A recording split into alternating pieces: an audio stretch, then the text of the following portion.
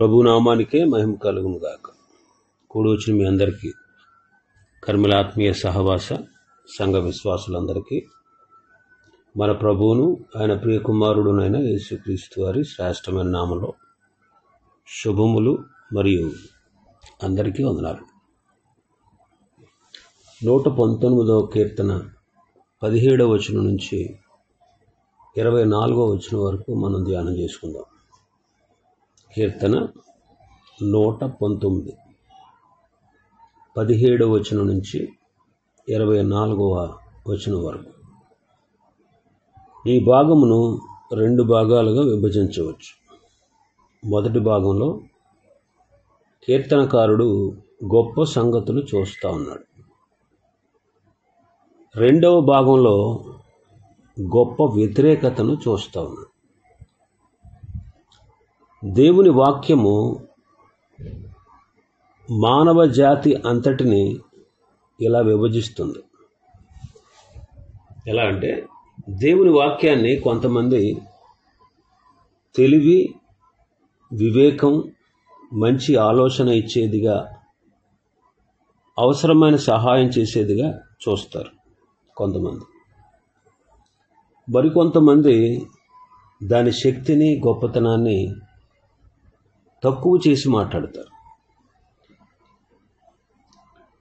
అద్భుతమైనటువంటి దీని పుటల్లో అనంతమైన రహస్యం దాగి ఉంది.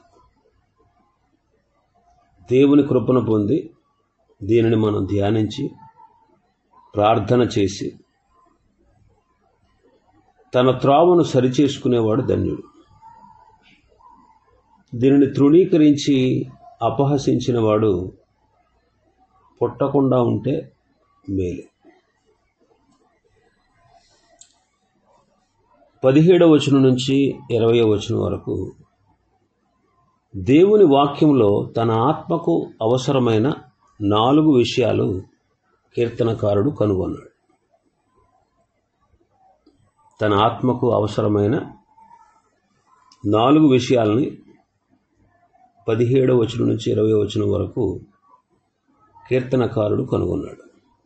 17వ వచనం: నీ సేవకుడనైన నేను బ్రతుకున్నట్లు నా ఎడల నీ దయారసము చూపుము, నీ వాక్యమును బట్టి నేను నడుచుకొనుచున్నాను. నీ సేవకుడనైన నేను బ్రతుకున్నట్లు అంటున్నాడు. అంటే దేవుని వాక్యం ఆత్మకు జీవాన్నిస్తుంది. ఆత్మకు జీవాన్నిస్తుంది. క్రొత్త నిబంధనలో పెంతెకోస్తు దినాన జరిగిన అద్భుతాన్ని కీర్తనకారుడు ఇప్పుడే చూస్తూ ఉన్నాడు. పాత నిబంధన భక్తులలో చాలామంది పెంతెకోస్తు దినాన జరిగిన అద్భుతాన్ని గూర్చి పూర్తి అవగాహన వాళ్ళకి లేకపోయినా వాళ్ళు కొంత మట్టుకు అవగాహన కలిగి ఉన్నారు. దావీదు మూర్ఖంగా ప్రవర్తించి పాపం చేసినప్పటికీ క్రొత్త నిబంధనలోని శుద్ధీకరించబడుటను గూర్చి అవగాహన కలిగి ఉన్నాడు. అందుకే తన అతిక్రమములకు పరిహారం నొందినవాడు, తన పాపములకు ప్రాయశ్చిత్తము నొందినవాడు ధన్యుడు అని అనగలిగాడు. 32వ కీర్తనలో యేసుక్రీస్తునందు విశ్వాసముంచుట ద్వారా మనం నీతిమంతులుగా తీర్చబడతాము అనే సత్యాన్ని దావీదు అప్పుడే గ్రహించాడు. ఆ విధంగానే 1000 ఏండ్ల పాలన క్రీస్తు యొక్క మెల్కీసెదకు క్రమం ప్రకారం జరగబోతుంది అనే విషయాన్ని కూడా గ్రహించాడు. పాత నిబంధన కాలానికి, క్రొత్త నిబంధన కాలానికి ఉన్న ధర్మశాస్త్రము, జీవము అనే తేడాను కీర్తనకారుడు క్రొత్త కాలంలో చూస్తూ ఉన్నాడు. పాత నిబంధనలో ధర్మశాస్త్రము జీవము కంటే ముందు వచ్చింది. పాత నిబంధన కట్టడలు ఇది చెయ్యి అప్పుడు నువ్వు బ్రతుకుతావు అంటాయి. క్రియలు చేస్తేనే బ్రతుకుతావు అని చెయ్యవలసిన క్రియలను గూర్చి ధర్మశాస్త్రం చెబుతుంది. నీవు బ్రతకాలంటే ఇవి చెయ్యాలి, అవి చెయ్యాలి అని అర్థం అన్నమాట. మొదట నీవు జీవించు, ఆ తర్వాత క్రియలు చేస్తావు అంటది కొత్త నిబంధన. కొత్త నిబంధన మొదట నీవు జీవించు, తర్వాత క్రియలు చేయొద్దు గాని అంటది. క్రీస్తు యేసునందు జీవమునిచ్చు ఆత్మ యొక్క నియమము పాప మరణముల నియమం నుండి నన్ను విడిపించెను. శరీరమును అనుసరింపక ఆత్మను అనుసరించి నడుచుకుని మన యందు ధర్మశాస్త్ర సంబంధమైన నీతి విధి నెరవేర్చబడవలనని పాప పరిహారము నిమిత్తము దేవుడు తన సొంత కుమారుని పాప శరీరాకారంతో పంపి ఆయన శరీరమందు పాపమునకు శిక్ష విధించెను. రోమపత్రిక 8:2-4 చదువుతాం. కీర్తనకారుడికి ఇప్పుడు సరి అయిన అవగాహన వచ్చింది. తాను బ్రతికి దేవుని వాక్యానికి విధేయత చూపిస్తాడట. అందుకే నేను బ్రతుకున్నట్లు నా ఎడలని దయారసం చూపిస్తే నీ వాక్యమును బట్టి నేను నడుచుకుంటాను అంటున్నాడు. బ్రతికి దేవుని వాక్యానికి విధేయత చూపిస్తాడు. జీవము ముందు తరువాతే క్రియలు. జీవము అనేది దేవుని కృపా సమృద్ధిని బట్టి రావాలి. ఆ జీవము దేవుని వాక్యములో నిక్షిప్తమైంది. అది నూతన జన్మ సమయంలో ఆత్మ ద్వారా దయచేయబడుతుంది. అందుకే పేతురు గారు, మీరు శాశ్వత జీవము గల దేవుని వాక్యం మూలముగా అక్షయ బీజము నుండి పుట్టింపబడిన వారు అంటాడు. పేతురు మొదటి పత్రిక 1:23. రెండవది, దేవుని వాక్యం ఆత్మలోకి వెలుగును తెస్తుంది. మొదటిది జీవాన్ని తెస్తుంది, రెండవది వెలుగును తెస్తుంది. అందుకే 18 అంటాడు, నేను నీ ధర్మశాస్త్రమునందు ఆశ్చర్యకరమైన సంగతులను చూచున్నట్లు నా కన్నులు తెరువుము. దేవుని వాక్యం ఒక వ్యక్తి ఆత్మలో ప్రకాశించే వరకు ఆ వ్యక్తి ఆత్మలో చీకటి ఉంటుంది. దేవుని వాక్యము ద్వారా ఒక వ్యక్తి ఆత్మీయ నేత్రాలు తెరవబడడం ఇది ఎంతో గొప్ప విషయం. అయితే ఆ ఆత్మ నేత్రాలు తెరవబడి ఉండడానికి పరిశుద్ధాత్ముడు అవసరం. మన అనుదిన వ్యక్తిగత ప్రార్థనలో కీర్తనకారుడు చేసిన ఈ ప్రార్థనను చేసి ఆ తర్వాత దేవుని వాక్యములో ఉన్న విలువైన రత్నాలను మనం శ్రద్ధతో ఎరుకోవాలి. తిమోతి 2వ పత్రిక 3:16 పౌలు గారు అంటాడు తిమోతితో, దైవావేశము వలన కలిగిన ప్రతి లేఖనము అని అంటాడు. ఇదే మాట గ్రీకు భాషలో దేవుడు ఊదెను అని ఉంటుంది. మనిషి పలికే ప్రతి మాటలో ఊపిరి ఉన్నట్లే దేవుని ఆలోచనలు మోసుకెళ్లే వాహనాలుగా లేఖనాలలోని మాటలు దేవుని ఊపిరితో ఊదబడ్డాయి. తాము మాట్లాడుతున్న మాటలు దేవుని మాటలే అని పాత నిబంధన గ్రంథకర్తలు 2600 సార్లు రాశారు. క్రొత్త నిబంధన గ్రంథకర్తలు కూడా 500 సార్లు కంటే ఎక్కువగా ఇదే విషయాన్ని ధృవీకరించారు. అందువలన బైబిల్ దేవుని ఊపిరి. మరొక గొప్ప విషయం ఏంటంటే దేవుని ఆలోచనలు మానవ భాషలోనికి మార్పు చెందడం. ప్రాచీన గ్రీకు భాషలో 97,921 పదాలు ఉన్నాయి. క్రొత్త నిబంధన రాసిన గ్రీకు భాషలో 5,857 పదాలు మాత్రమే ఉన్నాయి. ఉన్న పదాలన్నిటిలో తన ఉద్దేశం తెలియజేయడానికి అవసరమైన కొద్ది పదాలను మాత్రమే పరిశుద్ధాత్ముడు వాడుకొని మిగిలిన పదాలను విడిచిపెట్టేశాడు. గ్రీకు భాషలో 94% పదాలను ఆయన అనవసరమైనవిగా పరిశుద్ధాత్ముడు భావించాడు. చిన్న చిన్న కథలను, వాటిలో అద్భుతమైన సత్యాలను ఆ కొద్ది శాతం మాటల్లోనే పొందుపరిచేశాడు. దేవుని వాక్యాన్ని గూర్చిన మరో మహాద్భుతం ఇది. పలకబడిన ఆ మాటలు ఆత్మకు వెలుగునిస్తాయి. అతి శ్రేష్టమైన మానవ వేదాంతాలు, మనిషి చేత సృష్టించబడిన మతాలు, మానవుల హృదయాలను మార్చలేవు, కానీ దేవుని వాక్యం మాత్రమే చీకటి జీవితాలలో వెలుగును ప్రసాదిస్తుంది. మూడవది, దేవుని వాక్యము ఆత్మలో ఒంటరితనాన్ని పోగొడుతుంది. నేను భూమి మీద పరదేశినై ఉన్నాను, నీ ఆజ్ఞలను నాకు మరుగు చేయకుము. 19వ వచనం చదువుతున్నా. ఒంటరితనం కంటే భయంకరమైనది ఏదీ లేదు. పరాయి దేశంలో అపరిచితుడిగా రద్దీగా ఉన్న వీధుల్లో ఏమీ అర్థం కాకుండా తిరగడం, లక్షల కొద్దీ ప్రజల మధ్యలో ఉన్న పలకరించేవాళ్ళు లేకుండా, షాపుల మీద రాసి ఉన్న పేర్లు కూడా చదవలేకుండా, ఏది మాట్లాడినా ఎదుటి వాళ్లకు అర్థం కాకుండా, వాళ్ళు ఏం చెప్పినా మనకు అర్థం కాకుండా, స్నేహితులు ఎవరూ లేకుండా ఉంటే అది నిజంగా చాలా భయంకరమైన పరిస్థితి. ఈ లోకంలో ఉన్నప్పుడు యేసయ్య పరిస్థితి ఆ రీతిగానే ఉంది. తన హస్తాలు చేసిన భూమి మీద ఆయన పరదేశిగానే ఉన్నాడు. ఎవరితోనైనా మాట్లాడాలని ఆయన ఎంతో ఆశించేవాడు. పరలోకపు భాషను ఈ లోకంలో ఎవరు మాట్లాడలేరు గనుక దేవుని వాక్యంతో ఆయన ఆదరణ పొందేవాడు. వాక్యములో తన తండ్రి ఏమి చెప్పారో జాగ్రత్తగా వినేవారు. ప్రార్థనలో తండ్రి అయిన దేవునితో సంభాషించేవారు. దేవుని వాక్యం ఆయన హృదయంలో ఉన్న ఒంటరితనాన్ని పోగొట్టేది. ఆయన వచ్చిన పరలోకపు భాష ఆయన వాక్యం మాట్లాడేది. దేవుని వాక్యం మనకు కూడా అదే చేస్తుంది. మనల్ని పట్టించుకునేవారు ఎవరు లేరని చాలాసార్లు మనం ఒంటరితనాన్ని అనుభవిస్తాం. మనకు ఎన్నో అవసరతలు ఉన్నాయి. ప్రతి మనిషి ఒక ద్వీపంలో ఒంటరివాడే.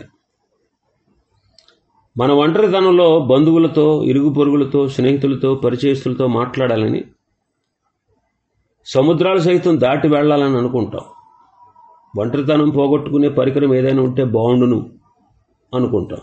అయితే ఒంటరితనం ఇంకా వేధిస్తూనే ఉంటుంది. అయితే దేవుని వాక్యం మనలో నుండి ఆ ఒంటరితనాన్ని పోగొడుతుంది. అందుకే సహోదరుని కంటే ఎక్కువ హత్తి ఉండే స్నేహితుడు కలడు అని వాక్యంలో రాయబడినట్లు దేవుని వాక్యం మనల్ని హత్తుకుని ఉంటుంది. నాలుగవది, ఆత్మలో వాక్యం పట్ల వాంఛ కలిగిస్తుంది. 20వ వచనం చదివితే, నీ న్యాయ విధుల మీద నాకు ఎడతెగని ఆశ కలిగి ఉన్నది, దాని చేత నా ప్రాణము క్షీణించుచున్నది. దేవుని వాక్యం యొక్క విలువను గ్రహించిన వ్యక్తి ఎంతో ఆసక్తితో దాన్ని చదువుతాడు. అది అతని ఆత్మను ఆకర్షిస్తుంది.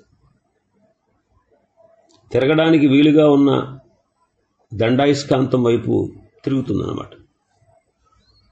అయస్కాంతం యొక్క సహజ స్వభావం ఏంటంటే ఇనుమును ఆకర్షిస్తుంది.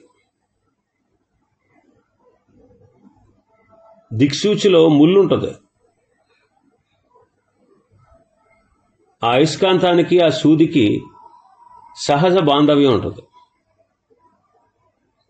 దాని ఫలితంగా ఒక బల్ల మీద సూది అయస్కాంతాన్ని పెడితే ఆ సూది అయస్కాంతం వైపు వెంటనే వెళ్ళిపోతుంది.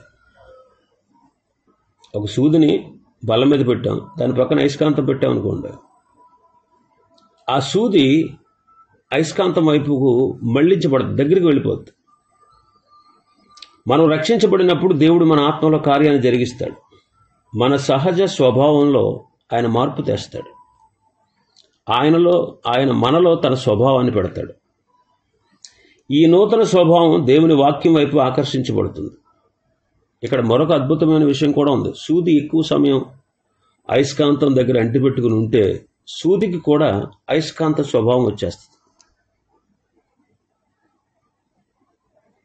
ఇవన్నీ ఒక క్రమమైన పద్ధతిలో దేవుని వైపు తిరిగి ఉంటాయి అన్నమాట. సూదిలో కానీ ఇనుములో కానీ అయస్కాంత ధృవాలు తల దిక్కులు అమర్చబడి ఉంటాయి. వాటి క్రమం ఉండదు. అయితే ఒక సూది అయస్కాంత ప్రభావానికి ఎక్కువసేపు లోనైనప్పుడు ఒక అద్భుతం జరుగుతుంది. ఏంటంటే తలో దిక్కులో ఉన్నటువంటి ధృవాలన్నీ ఒకే క్రమంలోకి వచ్చేస్తాయి. గలిబిలిపోయి క్రమం ఏర్పడద్దు అన్నమాట. సూది అయస్కాంతం యొక్క స్వభావాన్ని పొందుతుంది. అది కూడా ఒక అయస్కాంతం లాగా పనిచేస్తుంది. అయస్కాంతం నుండి ఆకర్షించుకునే శక్తిని అది కూడా పొందుకుంటుంది. దేవుని వాక్యం మనలో చేసే కార్యం అదే. గజిబిజిగా ఉన్న మన జీవితాన్ని క్రమంలోకి తెస్తుంది. దేవుని వాక్యంలో ఉన్న స్వభావాన్ని మనం పొందుకుంటాం. బైబిల్లో నిక్షిప్తమైన దేవుని శక్తి మన జీవితాల్లోకి వచ్చేస్తుంది. అప్పుడు ఇతరులను ఆకర్షించే శక్తి మనకు కూడా వస్తుంది. ఆ సూదిని మనం నీళ్లలో కనుక వేసామనుకోండి, అయస్కాంతం చేత అంటిపెట్టుకున్నటువంటి సూదిని తీసి నీళ్ళలో వేస్తే అది ఉత్తర దిశకు తిరుగుతుంది. ఎందుకంటే భూగోళం యొక్క అయస్కాంత శక్తులన్నీ ఉత్తర దిక్కునే ఉన్నాయి.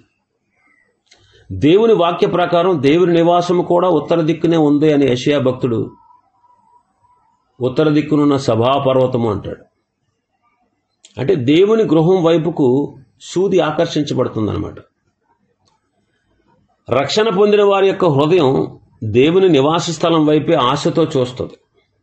దేవుని వాక్యాన్ని ఆసక్తితో అపేక్షిస్తుంది. అందుకే ఆశగల ప్రాణాన్ని దేవుని వాక్యం మాత్రమే తృప్తిపరచగలదు అని కీర్తనకారుడు గ్రహించాడు. సూది అయస్కాంతం వైపుకు ఆకర్షించబడినట్లు, ఆకర్షించబడిన సూది అయస్కాంత శక్తిని పొందుకుని ఉత్తర వైపు తిరిగినట్లు దేవుని ఆత్మ మానవుని ఆత్మను ఆయన వాక్యం వైపు, పరలోకం వైపు త్రిప్పుతుంది. ఇంకా 21వ వచనం నుంచి 24వ వచనం వరకు మనం చూస్తే దేవుని వాక్యాన్ని అందరూ ప్రేమించరు. చాలామంది దాన్ని తృణీకరిస్తారు, అపహాస్యం చేస్తారు. 21వ వచనం నుంచి 23వ వచనం వరకు మనం చూస్తే దేవుని వాక్యానికి వ్యతిరేకత చాలా చోట్ల కనిపిస్తుంది. చాలా చోట్ల కనిపిస్తుంది. ఒక సైనికుడు అంట తన తోటి సైనికుడు బైబిల్ చదువుతూ ఉంటే చూస్తూ చాలా ఇబ్బంది పడేవాడంట. అతడు కూడా రోమన్ క్యాథలిక్ సైనికుడు. ఆ దినాల్లో రోమన్ క్యాథలిక్స్లు సంఘస్థులు బైబిల్ చదివేవారు కాదు. రోమన్ క్యాథలిక్ సంఘస్థులు అది శాపగ్రస్తమైన గ్రంథం, అందులో ఒక్క మాట కూడా నేను నమ్మను అనేవారు. కానీ చర్చిని నమ్మేవారు. ఇక్కడ 3 రకాలైన ప్రజల నుండి వ్యతిరేకతను కీర్తనకారుడు గుర్తిస్తున్నాడు. 21వ వచనం చదివితే, గర్విష్ఠులను నీవు గద్దించుచున్నావు, నీ ఆజ్ఞను విడిచి తిరుగువారు శాపగ్రస్తులు. పాపము 3 విధాలుగా విస్తరిస్తుంది. గర్వమేమో దానికి వేరు, పాపమేమో దానికి పువ్వు, దేవుని శాపమేమో దాని ఫలం. గర్వము దేవుని కంటే తనకు ఎక్కువ తెలుసు అనుకునేలా చేస్తుంది.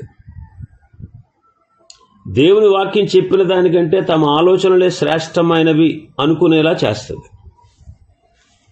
ఈ గర్వము, పాపము, శాపం అనే సూత్రం బైబిల్లో ప్రతి చోట మనకు కనబడుతుంది. పరలోకంలో దేవుడి తర్వాత ఉన్నత స్థానాన్ని కలిగిన లూసిఫర్కు వాడిని చూస్తే మనకు మంచి ఉదాహరణ అన్నమాట. అతడు అద్భుతమైన వాడు, జ్ఞానవంతుడు, సౌందర్యవంతుడు. అతడు చేయవలసిన ముఖ్యమైన పని ఏదంటే పరలోక దూత సమూహాన్ని ఆరాధనలో నడిపించడమే. ఆ తర్వాత వాడిలోకి గర్వం వచ్చింది.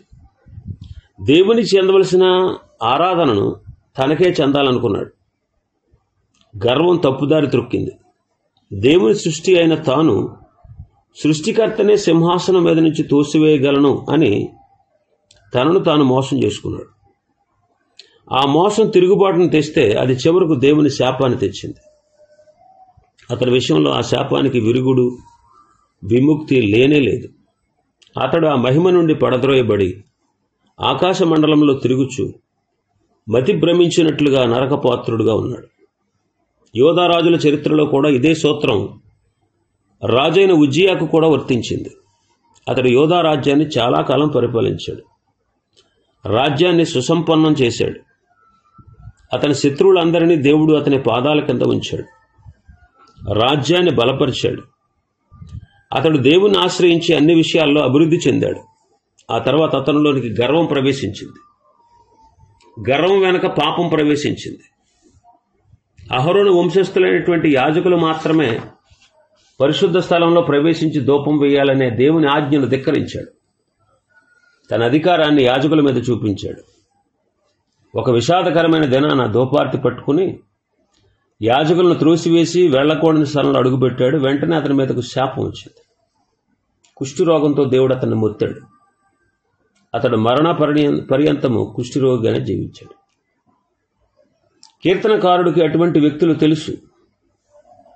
అతి తెలివి వలన గర్వంతో తమ నాస్తిక బోధలతో ఇతరులను చెరిపేవారిని గూర్చి కూడా మనకు తెలుసు. ఇంకా రెండవది, దేవుణ్ణి తిరస్కరించేవారు అన్నమాట. 22వ వచనం చూస్తే, నేను నీ శాసనమును అనుసరించుచున్నాను, నా మీదకి రాకుండా నిందను తిరస్కారమును తొలగింపు. దేవుని వాక్యాన్ని అనుసరిస్తున్నందుకు తనను హేళన చేస్తున్న వారిని గూర్చి కీర్తనకారుడు మాట్లాడుతున్నాడు. దేవుని వాక్యాన్ని వెంబడిస్తున్న వారిని తృణీకరించి తిరస్కారముగా హేళనగా మాట్లాడుతూ దేవుని బిడ్డలను చులకనగా చూస్తారు. కళాశాలలో దేవుని యందు భయభక్తులు కలిగి దైవభయంతో పెంచబడిన యవనస్తులు జీవ పరిణామ సిద్ధాంతానికంటే సృష్టిని గూర్చి బైబిల్ చెప్పిన దాని నమ్మకం కొంతమంది అధ్యాపకులకు తోటి విద్యార్థులకు నచ్చదు. అయితే వారు భయపడాల్సిన అవసరం లేదు. ఎందుకంటే మనుషులు యేసు ప్రభుని కూడా విమర్శించారు. యేసుక్రీస్తు ప్రభు యాయిరు కుమార్తెను బ్రతికించడానికి వెళ్ళినప్పుడు ఆ చిన్నది నిద్రించుచున్నదే గాని చనిపోలేదని చెప్పినప్పుడు వారు ఆయన అపహాస్యం చేశారు. తన చుట్టూ రాబందుల్లాగా మూగిన వారిని గూర్చి కీర్తనకారుడు నిందను తిరస్కారమును తొలగింపుము అంటున్నాడు. అదే అతని ప్రార్థన. హేళనను భరించడం చాలా కష్టం. మరి ముఖ్యంగా పాఠశాలల్లో, కళాశాలల్లో నిందలకు భయపడి వారి విశ్వాసాన్ని గూర్చి కొంతమంది బయటకు చెప్పలేరు. ఒక విషయం ఎప్పుడు మర్చిపోవద్దు, మనుషులు భూమి మీద ఉండగా మనల్ని చూసి నవ్వచ్చు. అయితే వారు నరకానికి వెళ్ళిన తర్వాత వారికి నవ్వే అవకాశం వాళ్ళకు ఉండదు. ఇంకా 23వ వచనం మనం చూస్తే, ప్రమాదకరమైన వ్యక్తులు, అధికారులు నాకు విరోధముగా సభ తీర్చి మాట్లాడుకుందరు, నీ సేవకుడు నీ కట్టడలను ధ్యానించుచుండును అంటాడు. దీనుడైన విశ్వాసిని శ్రమలలోకి నెట్టాలని ఆలోచిస్తున్న అధికారులను గూర్చి కీర్తనకారుడు ఆలోచిస్తున్నాడు. విశ్వాసులను హింసించాలని, దేశంలోనే బైబిల్ లేకుండా నిషేధించాలని వారు చేస్తున్న ప్రయత్నాల గురించి అతను మాట్లాడుతున్నాడు. అటువంటి సంఘటనలు చరిత్రలో ఎన్నో జరిగాయి. అయితే దేవుడు తన సార్వభౌమాధికారంతో వాళ్ళ పథకాలను నిర్వీర్యం చేశాడు. డయోక్లేషియన్ అనే చక్రవర్తి అటువంటి వారిలో ఒకడు. అతనికి సహకారి అనే అతని అల్లుడు గలేరియస్, వీరిద్దరు కలిసి దేవుని యందు విశ్వాసం ఉంచిన అనేక మంది క్రైస్తవులు తమ విశ్వాసాన్ని విడిచిపెట్టాలని ఎన్నో రీతులుగా వారిని హింసించారు. బైబిల్ గ్రంథం అనేది భూమి మీద లేకుండా చేయాలనేది వారి లక్ష్యం. 4వ శతాబ్దానికి ముందు ఉన్న క్రొత్త నిబంధన ప్రతులు లేకపోవడం దీనికి నిదర్శనం. దొరికిన బైబిల్ ప్రతులంటిని వారిద్దరూ నాశనం చేసేశారు. క్రైస్తవులను ఘోరమైన హింసలు పెట్టి చంపారు. ఇనుము, లోహము, అగ్ని, ఖడ్గము, సిలువ వేయడం, క్రూర మృగాలకు ఆహారంగా క్రైస్తవులు వేయడం, ఇటువంటి క్రూరమైన పనులన్నీ వాళ్ళు చేశారు. అయితే ఇవేవీ ఫలించలేదు. గలేరియస్ కుదరజాలని రోగంతో బాధపడుతూ దుర్వాసన కొడతా ఉంటే అతని స్నేహితులందరూ అతను విడిచిపెట్టి పారిపోయారంట. డయోక్లేషియన్ రాజ్యాన్ని విడిచిపెట్టి అనామకంగా జీవించాడు. అతను పిచ్చివాడుగా మారిపోయి ఆత్మహత్య చేసుకున్నాడు. దేవుడు అతను తన స్వాధీనం ఉంచుకుని సింహాసనాన్ని విడిచిపెట్టేలా చేశాడు. భూమి మీద అతడు జరిగించిన అకృత్యాలకు జవాబు చెప్పడానికి దేవుడు అతన్ని పిలిచాడు. అతడు నిషేధించి కాల్చివేసిన బైబిల్ గ్రంథం ఈనాటికి నిలిచి ఉంది. దాని శత్రువుల నాశనాన్ని బైబిల్ చూసింది. కీర్తనకారుడి దినాల్లో కూడా ఈ వ్యతిరేకత ఉంది. అయితే అతడు స్థిరంగా నిలబడ్డాడు.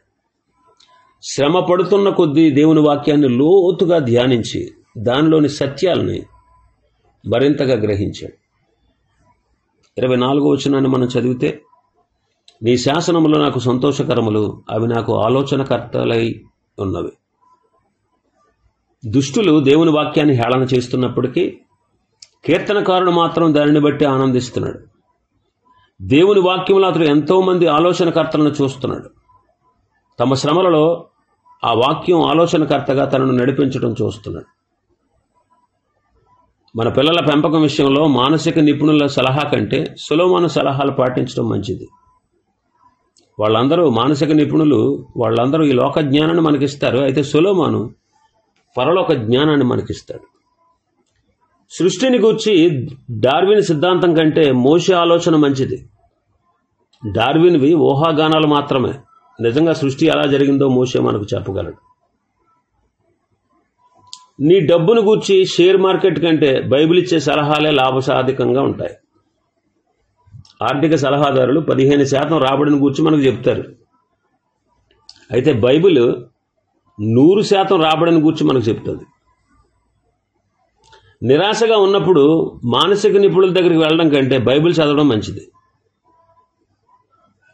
డాక్టర్ గారు రోగ నిర్ధారణ చేస్తాడు కానీ రోగానికి కారణమైన పాపాన్ని గురించి చెప్పలేడు. అయితే దేవుని వాక్యం సమస్యను గుర్తించడం మాత్రమే కాకుండా దానికి చికిత్స కూడా చేయగలదు. అందుకే కీర్తనకారుడు లోకస్తుల సలహాల కంటే దేవుని వాక్యపు సలహాలు తీసుకున్నాడు. అబ్రహాము, ఇస్సాకు, యాకోబు, యోసేపు, దావీదు, దానియేలు, మోషే, యెహోషువ వీళ్ళందరూ కూడా మనకు అద్భుతమైన సలహాలు ఇవ్వగలరు. ఏది జరిగినప్పటికీ కీర్తనకారుడు మాత్రం దేవుని వాక్యంలోనే జవాబులు వెతుకుతున్నాడు. భక్తుడు చాలా తెలివైనవాడు. ఇవి ఈ అధ్యాయంలో ఉన్నటువంటి, ఈ భాగంలో ఉన్నటువంటి విషయాలు. ప్రభు చిత్తమైతే మరొక భాగాన్ని రేపటి దినం మనం ప్రారంభించుకుందాం. దేవుడి వర్తమాన వాక్యాన్ని మనం వినికిడిలో ఆశీర్వదించునుగాక. ఆమేన్.